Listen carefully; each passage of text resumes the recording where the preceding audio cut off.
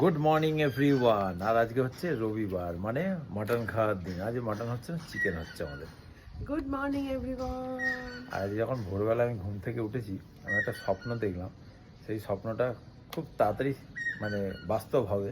আর সেই স্বপ্নটা রোজই আমি বলি, ওকে বলি, আর ও ভাবে যে হবে হবে। তা আমি বলি যে নিশ্চয়ই একদিন হবে।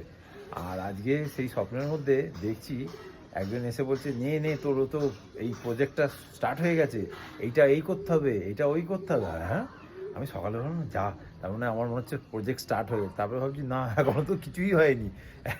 তা যাই হোক, আসলে কালকে আমরা আলোচনা করেছি ওইটা মাথায় নিয়ে, রয়ে হ্যাঁ গেছে। ওইটাই না আমার মাথায়।